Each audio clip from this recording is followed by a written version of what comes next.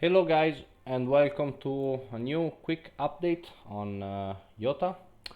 I think Sigilites received quite a lot of improvements with the new neutral cards, and so I decided to revisit Iota a little bit, and that's what I've come up with, and it works I think pretty good. Um, so basically, instead of going mid-range as with the previous iteration of the build, this time we are going like pure aggro. Biggest advantage we have now is that we have draw engine like Companion and Tony and Arvus, and we actually have a pretty cool buffer with Prospering Captain, and I think this deck is working pretty nicely. I don't have any complaint. This is the last iteration I came up with. I don't think it's still quite finished, but this gives me an idea of what I want. So let's start with Ctonian Arvus. I think this card is amazing. Sometimes giving drop pod is crucial, especially to stealth troops, since then they can no longer get killed by Call of Cowardice. So it's pretty good. Drawing infantry is always really good, lowering cost of cards in hand. Maybe if you have like Ganimus or Borrowed Tyrfingr, you can play them earlier. So I really like this addition.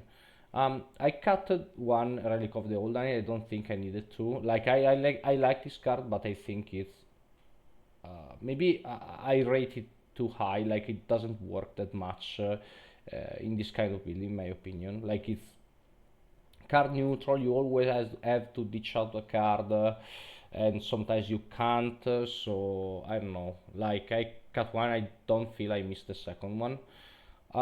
Then we have standard stuff, Malkiel, Gaze, Mshen, Covert Operative, Strategos, Tallyman. These are like staples.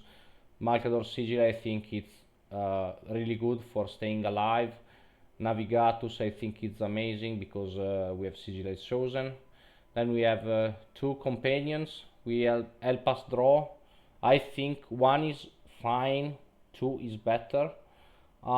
It's really a really good card. Like, not gonna lie, this sometimes really, if this stays alive more than one turn, I mean, it's game over because you draw so many cards. You can protect it quite well since you can give can't attack to troops or warlord.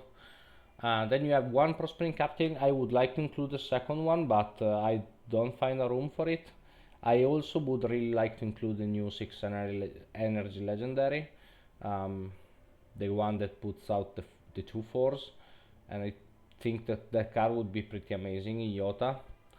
And then you have like Animus, Sword of Truth, Promius, this kind of stuff. Let's see some games. This will be, I think, a quick video. I just wanted to show you the update. Actually, this game against Ascalon was pretty interesting, I think. The guy is really a good player. So, nothing to complain about in this end. We keep it. Um, Arrested Kelly is interesting. Like, can help us take him out.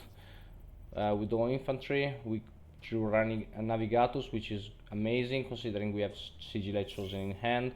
We have to remind that he has counterattacks, so maybe we can play Navigatus now and keep the Tallyman. And then Ganimus is whatever. I mean, it's not bad, but I don't think it's great against Ascalon. So the main issue is that he's almost certainly running a burst deck, and we don't really have a lot of ways to increase our health, so we have to play a little bit careful. We take out two of his troops and just pass. We luckily draw a Markador Sigil. This is going to be helpful. And then we have Sigillate chosen, we have Arrested Kel. Like the next turn we kind of start going. We also have a covert operative if we want, but I think Sigillate chosen and stopping from attacking is the right call. Like Navigatus, when you put Sigillite Chosen on him, is such a menace that and hard to take down. Okay, that's scary. We kill the drop pod because we really don't want this to get the proc of the landing, and we just ignore it for now. Next turn we can take it out with Malcador Sigil on Navigatus, or with that's unfortunate.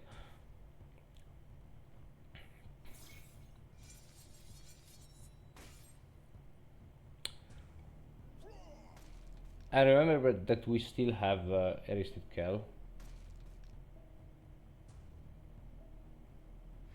I think this turn we can just Malcador Sigil the Navigatus and play Aristed Kel, and we should be fine, I think.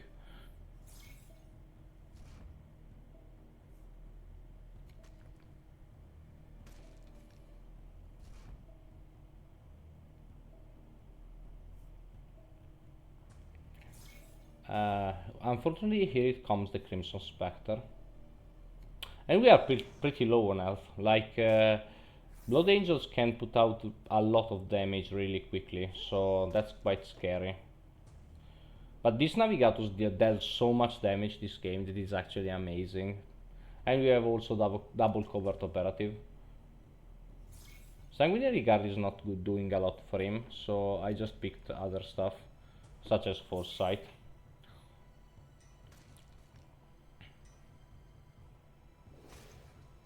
At this point, instead of playing Malkel, which does nothing for us, we just drop the hero power to stop him from attacking.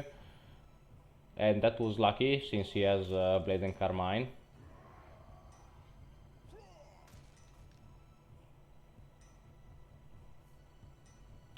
And there's the Foresight. Now, like, if he wants to play the Bane of Demons, he has to take at least another 5 damage. That's not bad as a poll. But, like, since we are pretty afraid of dying, I think giving us shield and healing is the better option. And then we can just pass. Also, blocking it from attacking means that he's not going to kill the little guy very soon. Let's see another one. Let's see this one against Sanaktha. So we really want faster stuff against Sanaktha. Okay, Kel is great. Double Chthonian Arvus is interesting. At this point I opted for lowering and drawing, but you can go really with whatever you want in this situation. I think it's fine. I would have really preferred the discount on the Kel instead of on the Tallyman, but you get what you get. At this point we take this out, we draw a card. And then next turn we have Kel, and then in the turn after we have Kel ability plus Kel, if we want. That's scary. We have no way of taking it out, so that's pretty annoying. Sigillite Chosen is okay in this situation, but doesn't help right now.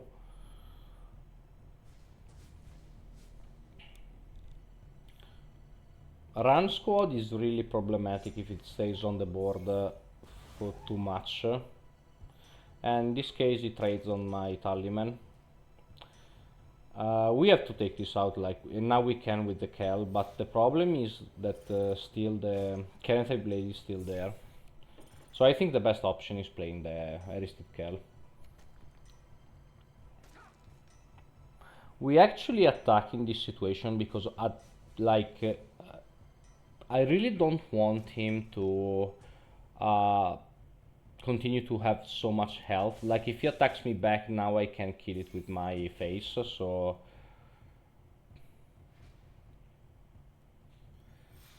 Okay, so we take one out and we have a seal. Then we can block the other one, or we can kill it with Gaze of the Regent, or we can kill it with Roaring Flame. We have just a lot of option. Actually I went in this way because, yes, I'm not that high of health, but there is still something in my hand that we can use to buff the board and so on, so I'm not too scared about it. So now we drop the Prometheus and we stop him, I think, buffing the Prometheus. Now he has Mind Wrath, or this becomes really scary with Sigilized Chosen. Of course we don't attack because, okay, he has the Mind Wrath.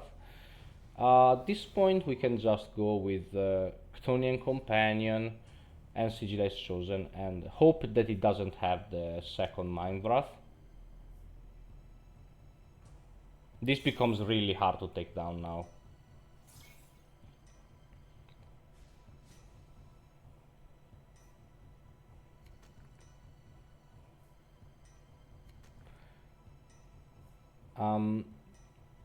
That's scary.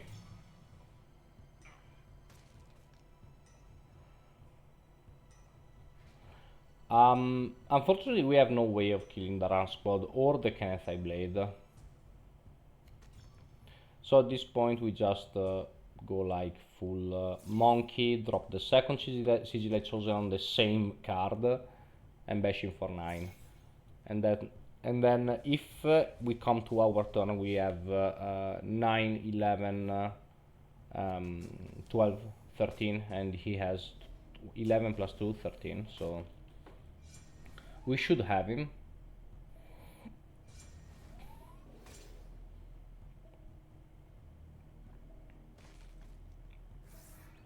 Actually, if we wouldn't have blocked him, he, I think, would have had enough damage, because 4 plus 5 is 9, plus 7 is 16. So always remember to block Sanath when you are like at 20 health or so. Then let's see. Against Amon, why not? Okay, so in this case we ditch the Ganimus, we keep the new loyalty because they have some neat stuff, such as bites and so on, or pardon. So we started with the new loyalty. We take the Aquilon for sure, and then we have Arvus if we want, or we can block him, but I think Arvus is the better play. We could also go for the lowering cost, but I think our hand is getting a little bit too thin if we do that, so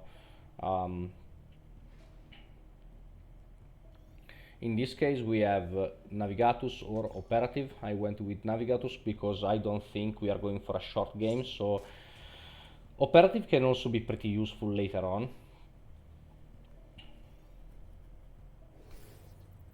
So at this point we generate some value with Navigatus and then we drop the Operative. And actually we could also have picked the Call of Cowardice.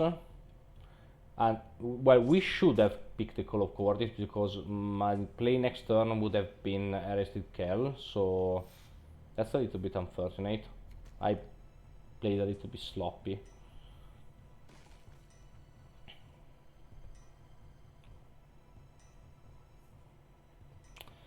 But we have, I mean, some healing, we have Ganimus next turn, we have Aquilon in hand. I mean, we have even value generators for later on if we need it. So I don't think we are in a bad spot. The problem is his health pool is really high, and he has also second call.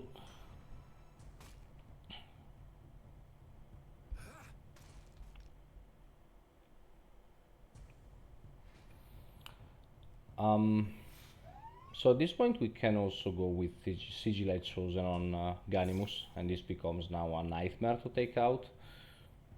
And we can use the 2 energy left to heal and deal 2 damage to him. And we actually bring him pretty low. Next turn we have Aquilon if we play something scary. We have Tinkfring for board control. We have Kel for board control, so I don't think it's a bad spot at all to be in.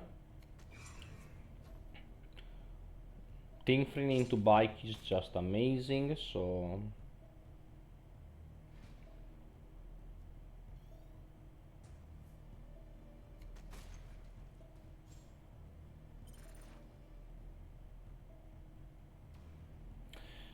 And we can just keep blocking him in order to make more difficult to take out his stuff. This is a really good trade for him.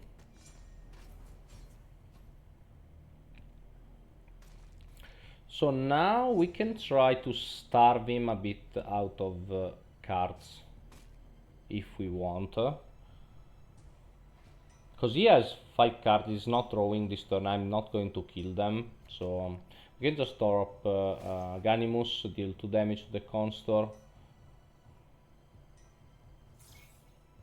And we can also kill it. Or we could have also stopped the Venatari.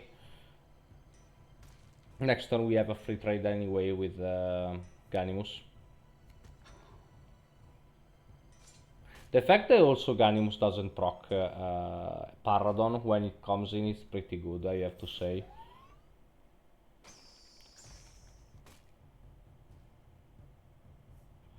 Now we go with Aquilon. We could also block it and then play Kel and Companion, since both of his board clear are gone. And at this point he clears the Ganimus. But like he's not in a good spot. Like we have Aquilon that he needs to remove, and now we drop like Strategos, Kel, and whatever we want. So, and we have Value Generator too. So I think we are pretty golden. Like right now he's at 11. No, he's at 9. And he has to kill all of this stuff.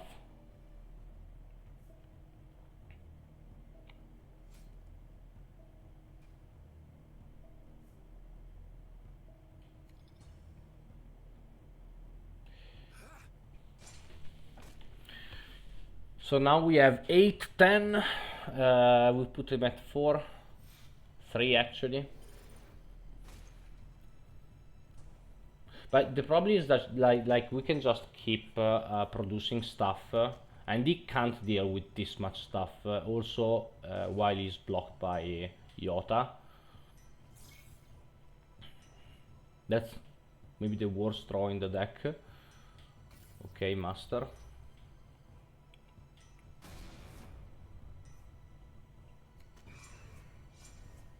Like the problem, this would have been good because he could have taken out Tooth stuff, but like now he can't because the fact that can't attack is really hard to interact with. It makes Iota, I think, really powerful. So this was the deck. I think if you have the 6 energy legendary, you really want to put it in. You can take out Aganimus. I don't think it's that big of a deal. Apart from that, like I think this deck is really solid. You can improve the consistency by removing some of the one-offs. I really like them all, so I'm not going to, but if you want, you can also play the second Prospering Captain if you're going more troop heavy, because like if you can see I have 12 tactics, so maybe if you go like to 10, you can also play the second Prospering Captain, also if you find a room for it, because I really think that the 4 drop it's a little bit tight, but you can maybe forgo 1 companion for a captain if you feel so. Anyway, I think he's in a nice spot. He can win or lose against Custodes. Like it's not that easy for Custodes, since Hail gets bursted down really quickly, and Iota has a really good amount of burst with Sword of Truth, with Broad King Freehaven, and with the Sigil Chosen. Against Amon, I think he has the best matchup out of all the Custodes.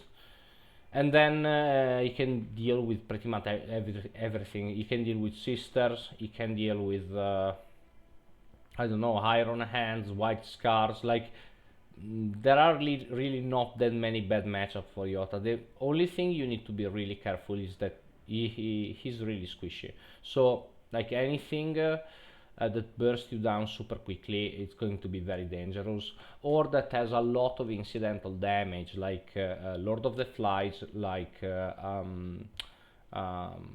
Kroger can be a pain to deal with, because he keeps dealing fair damage to you and you need to to put troops into play in order to deal damage to him, and you have only 30 HP.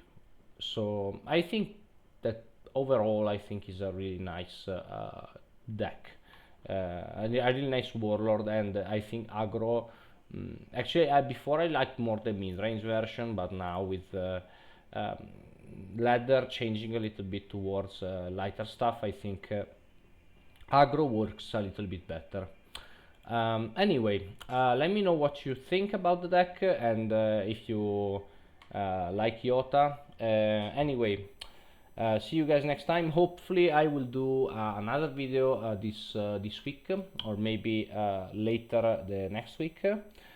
Maybe a new deck if I actually want to bring something. I'm still like cooking something, but still need to find the correct build, since I don't want to bring you like stuff that doesn't work that well. Like on the Iota deck, I'm pretty confident. Like I think my win rate improved a little bit over the last I don't know 20 games by a couple of points.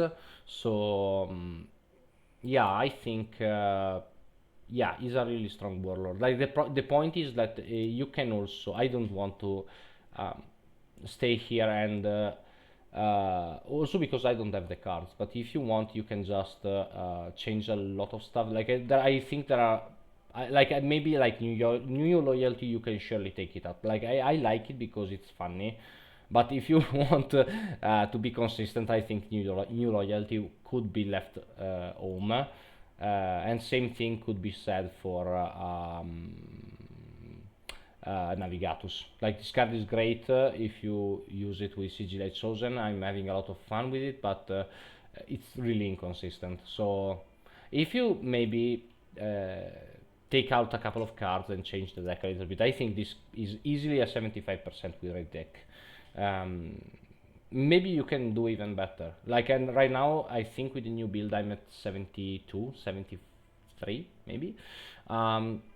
So yeah, he can do a lot of work. Like I'm basically doing only dailies with him, and I'm climbing 100 points every day. So I don't think it's that big of a deal to climb using Iota. Anyway, let me know what you think about the deck. Subscribe, leave a like, and see you guys next time.